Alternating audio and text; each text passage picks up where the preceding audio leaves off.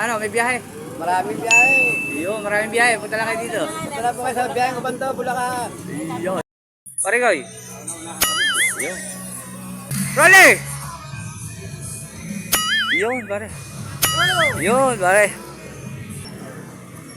What's up, madman people? Yes, good. Showtime. Pare. Yun, pare koy.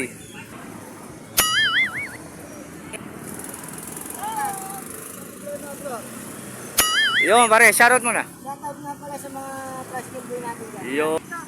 Dapat tanghali eh. Ay! Wow! Shoutout, shoutout. Shoutout. Shoutout. Ikaw. Ano? Shoutout, Bayan. shoutout ko muna. Kobe Bayan. Parigoy.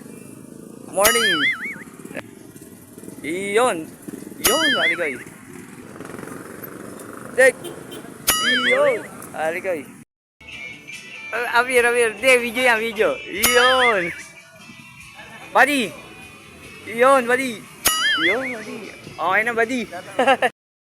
Alright mga tropa, maaga tayong nagising ngayon at nandito tayo sa Barangay Bagong Bayan sa may covered court. 8 AM ang call time. Anong gagawin dito? Ngayong araw na to magaganap ang pagkuha ng Certificate of Public Convenience or CPC. Sa itong paraan upang inspeksyonin ang ating mga sasakyan tulad ng tricycle. Titingnan dito kung umuubra ba ang taillights, headlight, signal light, busina, at kailangan may basurahan sa loob at nasa kondisyon ng motor para sa ligtas na pagbiyahe. At ito na nga, nagsimula na ang pag-inspeksyon sa mga tricycle. Sa pangunguna ng TMU, Traffic Management Unit ng Bulacan, nandito si Sir Marvin. Isa-isa na rin nagdatingan ang miyembro ng Bagong Bayan Toda. Nandito rin si Sir Turo. Dito mo ipapacheck yung mga ORCR, lisensya, at iba pa. Sa pangunguna ni Kagalang-Galang Oding Janicio, siya ang bagong Head Traffic Management.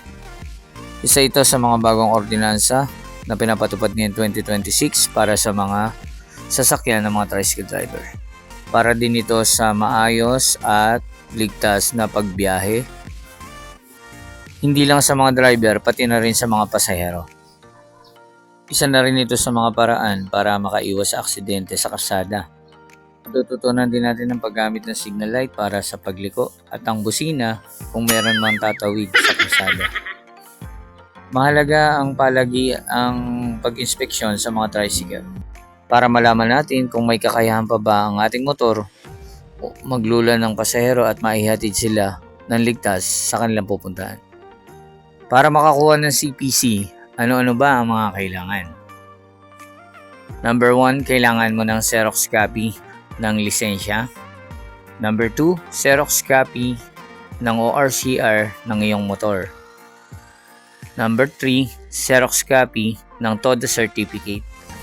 Number 4, Xerox copy ng sedula. Number 5, printed copy ng picture ng harap ng motor, gilid ng motor with sidecar, pati sa likod.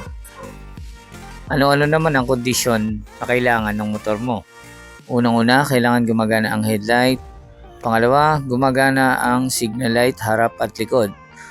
Pati na rin ang brake light, busina, at kung maayos pa ba ang andar ng iyong motor. Bawal na bawal ang naka-pipe o muffler ang tambucho. Bago kayo pumunta sa venue, kailangan nakaayos na yung mga papeles nyo para hindi kayo pabalik-balik. Lahat naka-Xerox na. At eto na nga, dagsana nga sila ang mga kumukuha ng CPC. Sa sobrang tagal na nga nating namamasada, ngayon lang nagkaroon ng ganitong inspeksyon. Nagkakaroon din ng halo-halong komento ang mga tricycle driver dahil ngayon lang makakaranas or ma-experience yung ganitong inspeksyon. Marami rin na natuwa dahil magkakaroon na rin ng tamang disiplina sa pagliko, sa paggamit ng busina, ilaw, preno, ang bawat isang toda.